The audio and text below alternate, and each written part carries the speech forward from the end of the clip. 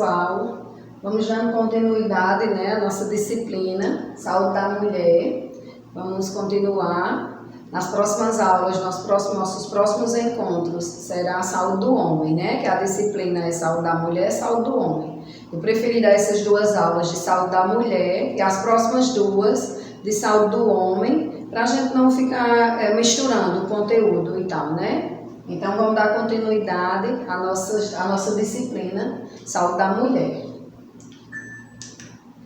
Planejamento familiar é um conjunto de ações de regulação da fecundidade que garante direitos iguais de constituição, limitação ou aumento da prole, né? de engravidar, pela mulher, pelo homem ou pelo casal. O planejamento familiar é uma forma de assegurar que as pessoas tenham acesso à informação, a métodos de contracepção eficazes e seguros. A consulta de planejamento familiar serve para esclarecer dúvidas sobre a forma de como o corpo se desenvolve, como funciona em relação à sexualidade e à reprodução, né? Então, qual a importância da consulta, né, do planejamento familiar? Coisa que não acontece, né, nas unidades de saúde, seja de casal jovem, de casal mais velho, não acontece essa consulta. Não sei por que o pessoal não procura. Sinceramente, só procuram a unidade de saúde quando já estão grávidas, né, quando já estão gestantes, para fazerem pré-natal. É muito difícil acontecer, mas às vezes alguma menina assim mais jovem, quando começa a sua vida sexual, procura a unidade de saúde e quer que nós, né, enfermeiras, passamos como é que ela vai utilizar esse anticoncepcional. Não é assim. Você tem que passar pelo médico. O médico é quem vai passar o anticoncepcional. Tem médico que ainda solicita alguns exames, algum exame de sangue, algum exame de hormônio, mas tem médico que não, que só solicita, que só passa lá o anticoncepcional, o comprimido, às vezes o que tem na farmácia básica da prefeitura, às vezes o mais barato que tem na farmácia, enfim. Né? Mas não fazem essa consulta, esse planejamento, essa consulta, porque se você inicia sua vida sexual, seria bom você passar pelo médico para fazer alguns exames, para até mesmo tomar o anticoncepcional, procurar o anticoncepcional que dê certo no seu corpo, que dê certo no seu organismo. E quando você passa a viver, casa ou vai conviver, ter algum companheiro, seria importante a visita, né, a consulta do planejamento familiar, coisa que não acontece, sinceramente não acontece. Quais os objetivos do planejamento familiar? Informar e aconselhar sobre a saúde sexual e reprodutiva, preparar e promover uma maternidade e paternidade responsável, que a gente sabe que na maioria das vezes é uma criança indesejada, né, gente? Aquela criança, às vezes você inicia sua vida sexual com 15, 16, né, 17 anos, ou às vezes um parceiro é mais jovem, às vezes é mais jovem, mais velho do que você, às vezes mais jovem, mas vem uma gravidez indesejada, você não queria aquela gravidez no momento, então a consulta do planejamento familiar seria muito bom para que evitasse essa gravidez indesejada. Reduzir a mortalidade e a morbidade materna, perinatal e infantil, né? A gente sabe que tem crianças com 12, 13 anos grávidas, né? Engravidam logo que começa a sua vida sexual, já engravidam, muitos na primeira relação. Uma criança de 12, 13 anos, ela não sabe, né? Assim, não tem noção. Muitas vezes a família é desestruturada e não tem noção do que acontece, do que vai acontecer, não usa um preservativo, né? Além de não usar o anticoncepcional, não usa um preservativo. Então, um dos objetivos do planejamento familiar era justamente isso, reduzir a mortalidade e morbidade materna, perinatal e infantil.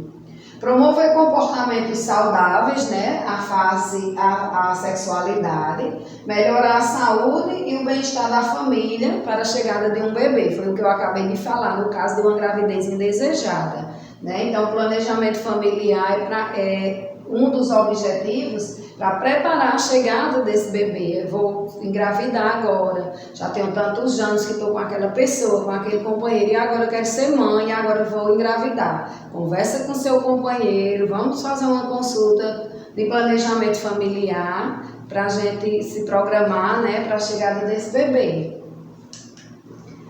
E os métodos contraceptivos disponíveis, né? Existem vários métodos, embora nenhum pode ser considerado o ideal ou 100%. A gente sabe que os métodos contraceptivos, nenhum método é 100%, uma vez que todos têm vantagens e inconveniências.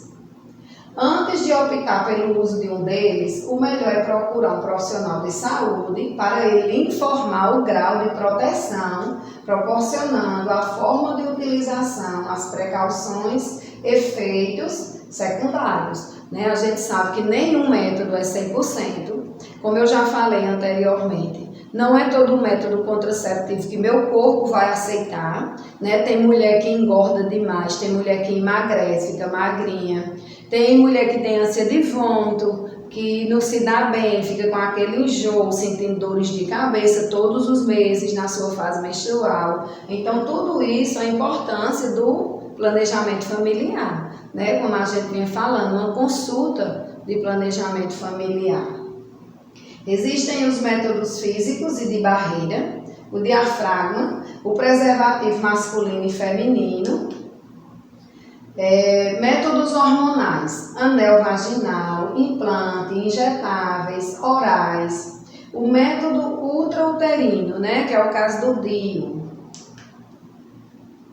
Deixa eu falar um pouquinho de métodos contraceptivos. É o caso do DIU, né? Tem prefeitura, secretaria de saúde no município que lhe fornece o DIU. Para isso, você teria que fazer alguns exames, né? Teria que fazer uma ultrassom, uma transvaginal, que são os exames que tem que ser feito. Leva para o ginecologista dá o ok, diz que você está bem, que está tudo bom, para você usar esse DIU, né? Que a gente sabe que o DIU é mais invasivo, né? No útero, colocado no útero. Depois, se vocês quiserem procurar algum vídeo de introdução de DIU, né, contraceptivos de introdução de DIU, para vocês darem uma olhadinha como é que é feito. Eu tenho um videozinho, depois eu vou postar nos grupos, para que vocês possam ver como é feito essa introdução. Então, como ele é mais invasivo, né, tem que passar pelo médico, tem que, além da consulta de planejamento familiar, você tem que passar pelo médico, tem que fazer esses exames que eu citei, uma ultrassom do abdômen total, uma transvaginal, né, para que o médico veja, sim, o citológico, você tem que estar com o citológico em mão, se o citológico tem que estar também ok, para poder fazer, inserir o DIU, né? E os métodos hormonais, implantes injetáveis, né, que a gente conhece mensal, trimestral, a cada 3 meses e anual, né? A gente sabe que tem esses 3 tipos de anticoncepcional injetável, que no caso são as injeções. E os orais, né, que tem inúmeros nas farmácias. A gente procura nas farmácias anticoncepcional oral, tem inúmeros, tem vários de vários preços também e vários, por exemplo, o Microvilar, o Ciclo 21, o Selene, né, que é muito usado também, os contraceptivos.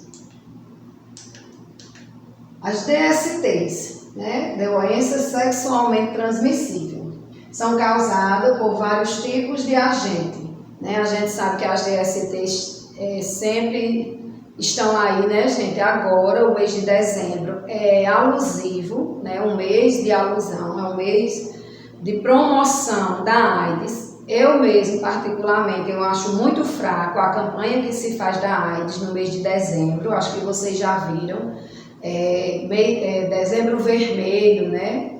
Porque dia 1º de dezembro é o dia mundial, né, de combate à AIDS. Eu acho muito fraca a campanha. Deveria ser uma campanha igual o Outubro Rosa, o Novembro Azul, que é bem badalada, a gente fala muito, são palestras nas unidades de saúde, nas escolas, quando estão funcionando. Então, eu acho que o mês de dezembro, com a AIDS, deveria ser do mesmo jeito. A AIDS está só aumentando. Aqui mesmo na Paraíba, a AIDS está aumentando demais. Aqui em Patos foi feito um levantamento, né, da Secretaria de Epidemiologia.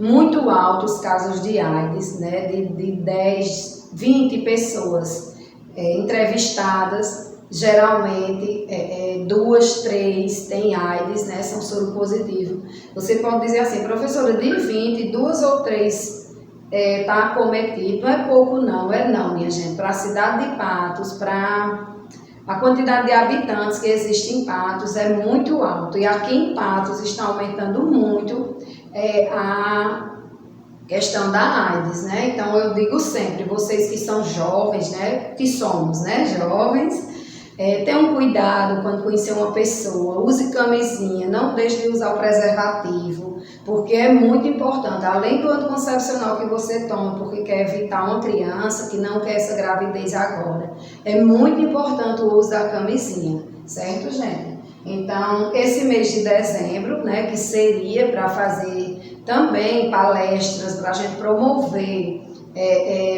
sobre a AIDS, sobre a AIDS, realmente não é porque esse ano é um ano atípico, né, um ano diferente, mas eu já venho de PSF há muito tempo e eu vejo que não existe essa promoção dentro dos PSFs. Você quase não vê uma palestra falando de AIDS, falando de preservativo. Ah, professora, porque é uma coisa muito batida, todo mundo já sabe. Não. E por que os casos aumentam? E por que os casos estão aumentando? Entendeu, gente? Então, deveriam dar mais atenção a esse dezembro vermelho, a esse mês, né, de dezembro, que seria de promoção à AIDS, né, de divulgar realmente a AIDS. Então, vamos lá. São transmitidas principalmente por contato sexual, sem o uso de camisinha, com uma pessoa que esteja infectada e geralmente se manifestam por meio de feridas, corrimentos, bolhas ou verrugas, né? Algumas DSTs são de fácil tratamento e de rápida solução. Outras, contudo, têm tratamento mais difícil ou podem persistir ativas, apesar da sensação de melhora relatada pelos pacientes, né? Aqui no caso a gente sabe, algumas DSTs são de fácil tratamento e rápida solução, outras têm tratamento mais difícil. A gente sabe que o caso da AIDS, né, gente, uma vez infectado pela AIDS, né, você pegou AIDS, não fica bom, você faz tratamento, você prolonga seus dias de vida, tem dias confortáveis, são dias que dá para viver bem, dá, né, mas você sabe que está ali com aquela doença, você vai ter que ter muito cuidado para não passar, para não sair passando, né, para o parceiro, para algum namorado que você tenha, né, até mesmo para o esposo ou a esposa em casa, se você pegar AIDS. Por isso a importância do uso da camisinha, né, por isso a importância do uso do preservativo. A gente sabe que uma vez que pegou AIDS, não fica bom, né, não melhora, não tem tratamento, você convive com aquela doença, mas você não vai mais ficar bom, né? As mulheres, em especial, devem ser bastante cuidadosas, já que em diversos casos de DST não é fácil distinguir sintomas das reações orgânicas comuns de seu organismo, né? Por que as mulheres? Porque o número maior de infectados da AIDS são as mulheres, né? Então as mulheres têm que ter bastante cuidado, têm que ser mais cuidadosas, né? Isso exige da mulher consultas periódicas ao médico, né? Qualquer corrimento, qualquer verruga, alguma bolhazinha que vocês perceberem na vagina, tanto a mulher quanto o rapaz, né, o menino, no pênis, procurar o médico, não ficar aguardando, porque eu tenho vergonha, não vou não, professora, no médico porque eu tenho vergonha, vá, porque quanto antes o tratamento, quanto antes a detecção precoce, mais chances de cura, chances de melhorar, né, a gente tem. Então tem que procurar, não pode ter vergonha, não pode sentir vergonha. Se achar que saiu com um parceiro ou uma parceira e comentar, fulana tem doença, fulana teve isso ou acha que teve, correr para o médico, né, para fazer exame, se sentir qualquer coisa diferente no órgão genital, procurar o médico, procurar o PSF, conversar com a enfermeira, com o médico, com o enfermeiro, né, ou com alguém assim que você tenha segurança de falar com essa pessoa, mas sempre procurar o médico, não deixar, né, passar, não vou ficar boa, já está melhorando, de forma alguma. Procurar atendimento médico, procurar ajuda médica. Algumas DSTs, quando não diagnosticadas e tratadas a tempo, podem evoluir para complicações graves e até a morte, né? A gente sabe aqui tanto a AIDS como a sífilis. A sífilis também está voltando muito, a sífilis está em aumento, né, demais, está subindo muito os números de sífilis. E a gente sabe que é tanto a AIDS quanto a sífilis. A sífilis não é tão avassaladora quanto a AIDS, mas que também leva à morte, né? Se você tem sífilis, uma pessoa com sífilis, ela geralmente fica com feridas nas mãos, nos pés, na sola do pé, na palma das mãos. Geralmente aparece aquelas feridinhas, aquelas bolinhas, né, no cantinho da boca. E a sífilis também mata, igual a AIDS, se não tratar. A gente sabe que existe a sífilis congênita, que a gente passa para o nosso bebê, né, na hora do parto. Esse bebê já nasce com problema, já nasce com deficiência, tem que ser feita o tratamento, a profilaxia ainda na maternidade, né? Então, por aí vocês veem o grau, né, da doença, o comprometimento da doença, né? Algumas DSTs também podem ser transmitidas da mãe infectada para o bebê durante a gravidez ou durante o parto. Foi o que eu acabei de falar da sífilis, né? Tanto a gente passa para o bebê, uma mãe que tem sífilis, que está acometida com a sífilis, quando ela for ter um bebê na maternidade, vai passar para esse bebê. Então esse bebê já vai ficar interno por 7 dias, tomando a medicação. A mãe também fica tomando a medicação, né, para melhorar tanto a mãe quanto o bebê. Ela não vai poder amamentar esse bebê, porque vai estar tomando medicações fortes. E a gente sabe que tudo que a gente ingere, tudo que vem para a gente passa para o nosso bebê durante a amamentação. Então essa mãe não vai poder amamentar, porque está fazendo o tratamento da sífilis, e o bebê também vai estar na maternidade fazendo o tratamento da sífilis. Tipos de DSTs. Aqui a gente tem a AIDS, né, causada pela infecção do organismo humano pelo HIV, vírus da imunodeficiência adquirida. A cancro mole, também chamada de cancro venéreo, popularmente é conhecida como cavalo, né, a doença do cavalo. Codiloma acuminado ou HPV. É uma lesão na região genital causada pelo papilomavírus humano, que é o HPV. A gente costuma dizer, gente, que esse HPV ele é o primo do HIV, né? Só que ele se instala, né, na região genital, ele se instala tanto na região genital quanto no útero, né? Fica no útero o HPV. Então também é uma doença transmissível que precisa ser tratada, né, na região genital. Você percebe umas bolinhas, né, algumas feridinhas, pequenas lesões, que precisa ser tratada, que precisa ir para o médico, tomar medicação. Não vai melhorar em casa, você acha que melhora.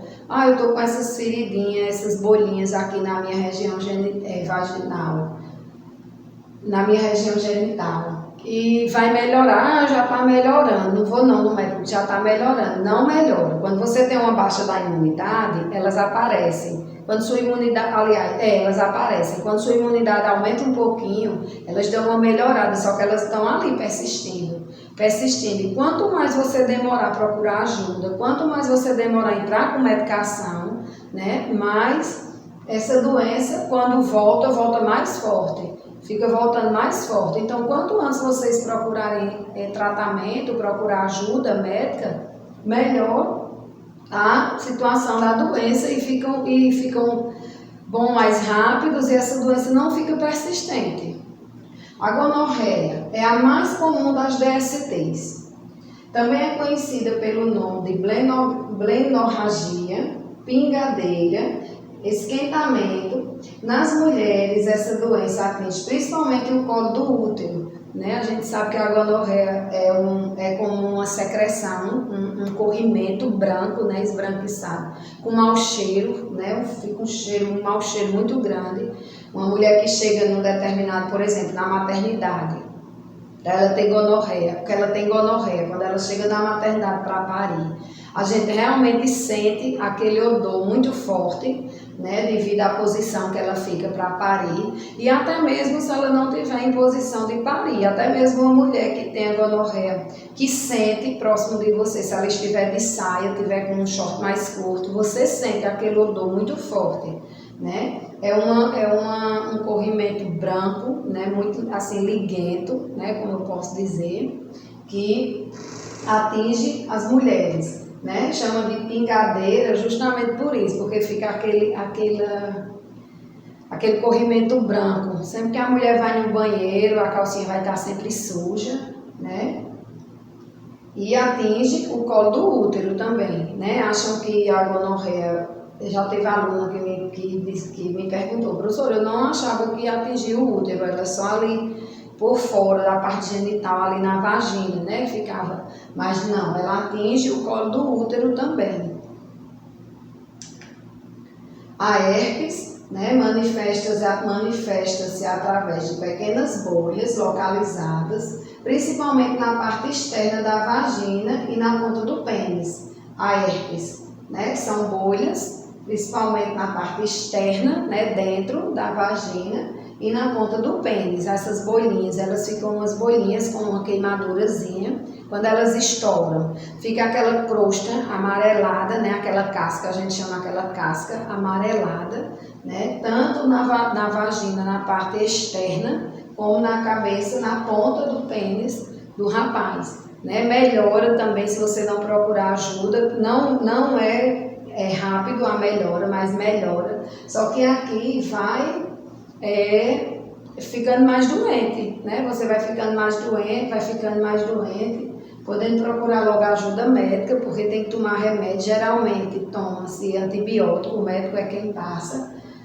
No caso de qualquer doença transmissível, né, DSTs, tanto eu tomo quanto o meu parceiro, muitas vezes acontece no PSF, da mulher procurar pelo médico, tá com uma DST, é casada, mas o marido não toma a medicação, chama para ir no médico, geralmente o médico chama para conversar, né, olha, você vai ter que tomar essa medicação junto com sua esposa. Principalmente o marido, eles têm essa restrição de não querer tomar a medicação, de não querer acompanhar a esposa no médico. E é muito importante, porque se eu tomar a medicação, eu fico boa. Ele não tomou, então ele permanece doente, né? Quando a gente for ter relação, que eu tiver boa, mas ele continua doente, porque não tomou a medicação, então eu vou adoecer novamente. Não vai adiantar eu estar fazendo o tratamento, ter relação com ele sem usar preservativo, né? Que eu vou adoecer do mesmo jeito. Então é importante que o marido também procure, vá com sua esposa ou companheiro, né, o namorado, procura a unidade de saúde, a mulher chamar para ir, vamos, e os dois conversarem com o médico, né, e fazer o tratamento os dois, porque se só um faz, então não vai ter tanta eficácia. Eu vou melhorar, mas ele vai continuar doente, e quando a gente for tendo relação, eu vou adoecer do mesmo jeito, vou ficar com a mesma doença.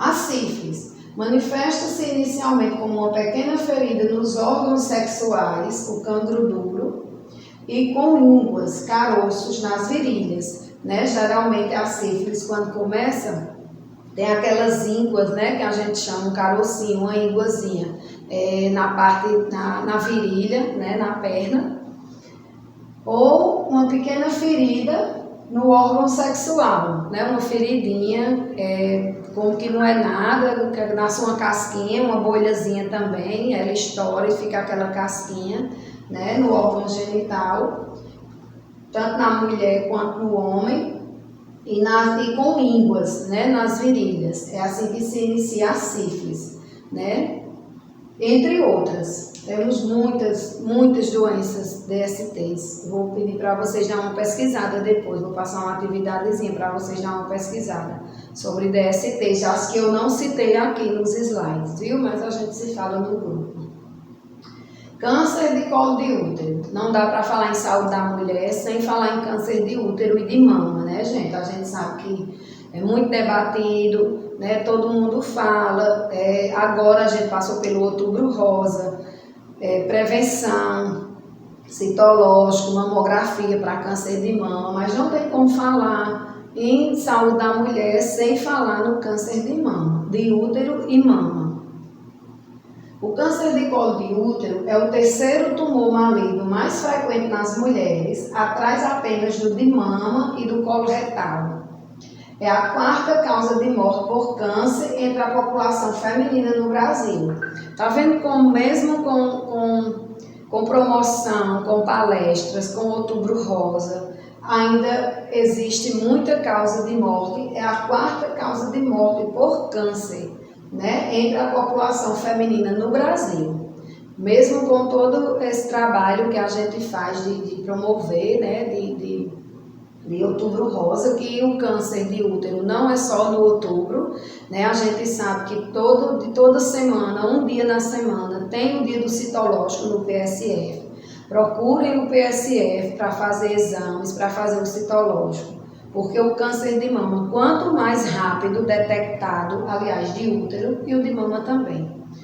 Quanto mais rápido, quanto mais precoce detectado, mais o resultado é eficaz, é rápido, né? Tem mulheres que descobrem câncer de útero no início, né? Faz quimioterapia, fica bem, fica boa, algumas passam por cirurgia.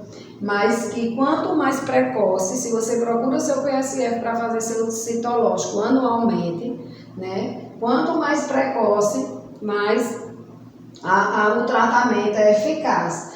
Segundo pesquisadores, né, artigos que a gente lê, um câncer de colo de útero, quando ele vem desenvolver, ou que já esteja em NIC 3, que a gente chama que tem os níveis, NIC 1, NIC 2 e NIC 3, são os níveis, né? Ele passa mais de 10 anos. Se começou agora um câncer de útero, você não faz citológico, você não procura um médico, um ginecologista ou enfermeira, né, no PSF para fazer o citológico. Ele vai lhe acometendo seu útero. Quando ele vir dar sinais que você está com alguma coisa, que você está doente, que está com câncer no útero, já tem se passado 10 anos, 6, 10 anos, né? Segundo os estudos. Então, por isso a importância do citológico, por isso a importância de você fazer seu citológico anualmente, né? De acordo com o Instituto Nacional do Câncer, o INCA, a doença, entretanto, pode ser descoberta durante exame de rotina e atinge altas taxas de cura quando detectada e tratada no início, né? Foi o que eu acabei de falar para vocês. Quanto mais rápido, quanto mais precoce esse diagnóstico de câncer, mais rápido a gente tem o tratamento e mais eficaz, né, a cura. Câncer de colo de útero, causas. O câncer do colo do útero é causado pela infecção persistente do papilomavírus. Tá vendo a importância de fazer o citológico? Às vezes você faz o citológico, tá com HPV. Vai ser medicada, vai ser tratada, né? Vai ficar boa. Você não faz o seu exame de rotina, o seu citológico, né? O exame anual de rotina. Se instala lá o HPV no útero, fica lá, né? Só lá incomodando, sem que a gente sinta nada, sem que a gente perceba. Quando a gente passa 3, 4 anos sem fazer um citológico, a gente descobre um câncer de útero já em estágio avançado, né? Principalmente por seus subtipos, chamados de oncogênicos, né? Na oncologia, né, são chamados de oncogênicos. Fatores de risco associados: início precoce da atividade sexual, múltiplos parceiros, histórico de verrugas genitais. Lembra das verrugas que aparecem, a gente não cuida, não procura um médico, né? Aquelas verrugas ficam boas, a gente acha, né, aparentemente, que ficou boa, que está bem. Com essas verrugas vai formar-se o HPV, o papilomavírus, vai lá para o útero e quando a gente for detectar um câncer de útero já está em estágio avançado. Tabagismo e pacientes com doenças imunossupressoras, né? Geralmente esses pacientes são associados, são fatores de risco, né? Para esses pacientes imunossupressores, né? A imunidade já fica muito baixa, já toma muita medicação, certos tipos de medicação, então eles têm esse fator associado para câncer. Né? A gente sabe também que a geneticidade, né, gente, a hereditariedade, muita gente diz assim, a família de fulano só morre de câncer. Realmente, tem a ver, é um fator que tem a ver também. Mas nossa forma de viver, nossa qualidade de vida também conta muito, mesmo que a família seja de pessoas que tenham câncer, que morreram de câncer ou que são acometidas, a maioria das pessoas são acometidas pelo câncer, a nossa qualidade de vida conta muito, né? Uma boa alimentação, uma caminhada, como você vive, se não usa, não fuma, não bebe, né? Tudo isso conta para não só para o câncer de útero, mas para qualquer tipo de câncer. A prevenção. O uso de preservativo durante as relações sexuais é de fundamental para diminuir o risco de transmissão e infecção pelo papilomavírus humano. A transmissão também pode ocorrer no parto, né? Se uma mulher tem o papilomavírus, que é o HPV, na hora do parto também ela vai passar para o seu bebê, assim como na sífilis, né? Se a mulher estiver acometida pela sífilis, na hora do parto vai passar para o bebê. Então, a importância do preservativo nas relações sexuais, né? Tanto para as doenças, né, sexualmente transmissíveis, como para o câncer de colo de útero. Atualmente, existe a vacina contra o HPV. Ela é indicada para meninas de 9 a 14 anos e meninos de 11 a 14 anos, além de pessoas que vivem com HIV e indivíduos transplantados na faixa etária de 9 a 26 anos, né? Então, as pessoas que convivem, além das meninas e dos meninos nessa idade, de 9 a 14, as meninas, e os meninos de 11 a 14. As pessoas que têm HIV, né, nessa idade, de 9 a 26 anos, e indivíduos transplantados também tomam a vacina do HPV, né? A vacinação é medida preventiva, não sendo eficaz contra infecções ou lesões por HPV já existente. Se uma pessoa já tem HPV, nessa idade de 9 a 26 anos, né, a gente sabe que uma pessoa com 26 anos geralmente já tem iniciado sua vida sexual, né? Geralmente já tem um namorado, é casada, né, muitas vezes. Então, se essa pessoa já tem as lesões do HPV, a vacina não vai tratar, né? A gente sabe que a vacina é preventiva, né? Se não tem, você toma a vacina para que não tenha a doença. Mas se já tem, se a doença já existe, não vai tratar. Você vai ter que procurar o médico é quem vai fazer seu tratamento.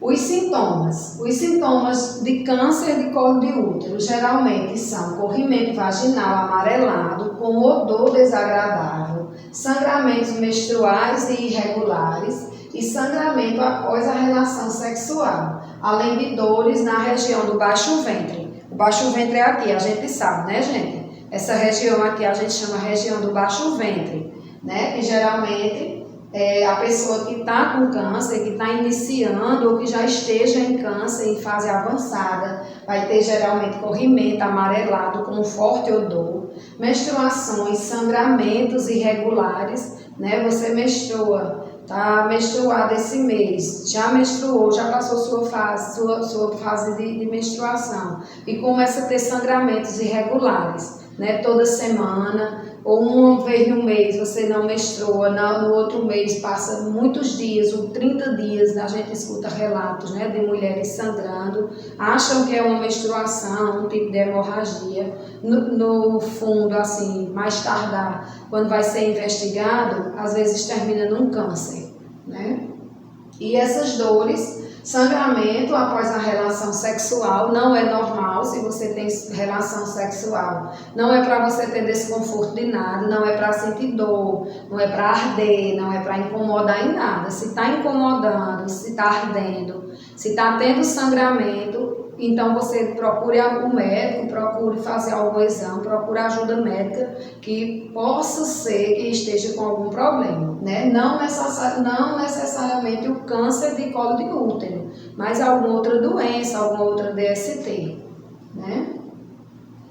E o tratamento? Destaca que a prevenção é a melhor estratégia, né? Como eu falei aqui durante a aula do citológico, né? A prevenção é a melhor estratégia. Todo ano, se você tem vida sexual ativa, procure fazer o citológico, não tenha vergonha. Se tem uma pessoa conhecida no PSF, uma enfermeira, uma técnica de enfermagem que é conhecida, procure o outro PSF, vá em outra cidade, que a gente sabe que pode fazer, né? Você pode chegar numa unidade de saúde, qualquer unidade de saúde e fazer seu citológico, mas não deixem de fazer, não tenham vergonha, isso é coisa mesmo, exame de mulher, exames de rotina, né? Que a gente não pode ter vergonha de se cuidar, de se tratar, não é verdade? Procedimentos cirúrgicos, radioterapia, quimioterapia ou a combinação dessas estratégias, né? A gente sabe que o tratamento de câncer, quando está no início, geralmente é químio e rádio, ou algum procedimento cirúrgico quando já está muito avançado, né? Quando o câncer já está no estágio muito avançado, é que vai para procedimento cirúrgico. E às vezes até você faz o procedimento cirúrgico e ainda tem que fazer a quimioterapia, né? Câncer de mama. Também não tem como falar em saúde da mulher sem falar em câncer de mama, né? São fundamentais, né? São de necessidade. Eu sei, como eu falei, que é debatido, a gente fala muito, a gente passou agora no Outubro Rosa, né? Mas tem que falar, tem que estar conversando, dando palestras, né?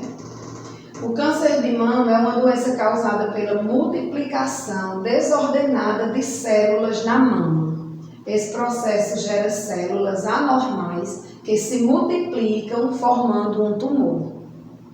Há vários tipos de câncer de mama, por isso a doença pode evoluir de diferentes formas, né? Alguns tipos têm desenvolvimento rápido, enquanto outros crescem mais lentamente.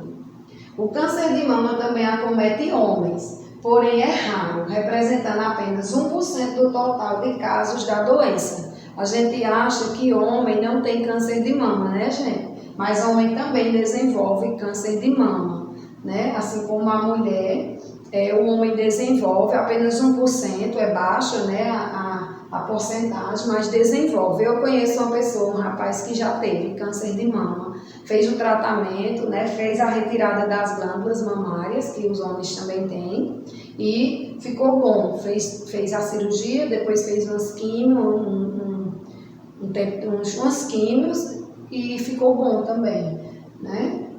A gente sabe que a gente pode fazer o autoexame da mama, né? Todo mês, depois que menstruar, 10 dias após a menstruação, a gente pode fazer nosso exame da mama. Você coloca a mão aqui na nuca, atrás da nuca, né? E você mesmo de frente ao espelho, olha, vai palpitando, né? Com os dedinhos, a pontinha dos dedos, você vai fazendo o seu autoexame da mama, né? A gente chama de autoexame. Viu alguma coisa, detectou algum carocinho? Ah, aqui tem um carocinho.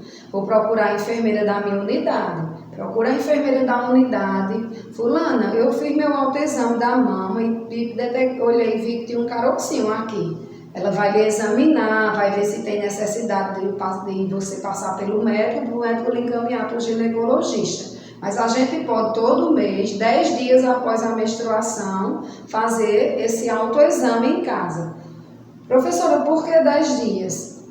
Porque antes da gente menstruar, a gente sabe, tem mulheres, né, que as mamas incham muito, ficam muito doloridas. E ali você pode ver, detectar algum nódulozinho, alguma coisa antes, né, dessa menstruação, esses 10 dias antes da menstruação. E 10 dias após, suas mamas não vão estar mais doloridas, né, você vai poder fazer o autoexame E se tiver alguma coisa, você procura ajuda médica.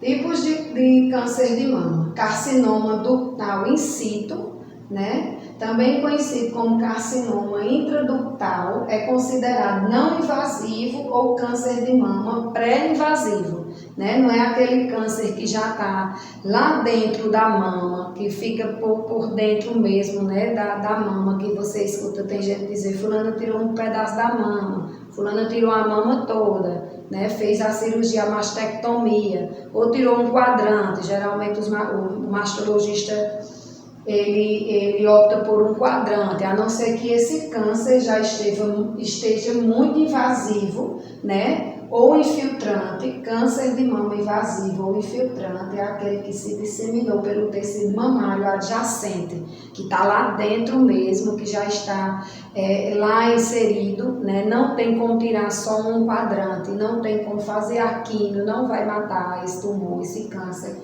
Então vai ser retirada, vai fazer toda a mastectomia, né? Vai ser retirada toda a mama, que é a mastectomia, né? A prevenção: ação tomada para reduzir a chance de contrair a doença, autoexame das mamas, como eu já mostrei para você, ultrassonografia mamária, exames de mamografia e o nosso Outubro Rosa, né, gente? A campanha de prevenção mundialmente. O Brasil aqui dá muito ênfase no Outubro Rosa, né? Uma campanha muito boa, porque as pessoas se conscientizam, as mulheres acham. Eu só tenho pena porque as mulheres acham que é para se cuidar, é para fazer citológico, ou é para fazer mamografia ou ultrassonografia mamária só em outubro, e não é. A gente sabe que todo mês, toda semana tem um dia no cronograma destinado ao citológico, destinado a fazer o exame, né, que é o citológico de útero, e o exame das mamas. Se você detectou alguma coisa no seu autoexame das mamas, que foi esse que eu mostrei, você pode fazer na frente do espelho, né? Esse autoexame das mamas, detectou alguma coisa, procura um profissional, procura um médico, procura a enfermeira da sua unidade, para que seja feito ou uma ultrassom ou uma mamografia, para que seja detectado, né, o quanto antes essa doença, o quanto antes esse câncer, que prevenção ainda é a solução, prevenção ainda é o que nos assegura, né, de uma cura, dessa doença não evoluir, né? Então a importância do autoexame das mamas. E obrigada, né? Espero que tenham gostado do nosso encontro. Qualquer dúvida, eu estou nos grupos, né, de vocês, podem fazer pergunta, podem tirar alguma dúvida, né, e até o nosso próximo encontro com a aula do homem, né? Saúde da mulher a gente encerra aqui, e saúde do homem são nossos próximos encontros. Até lá, viu, gente?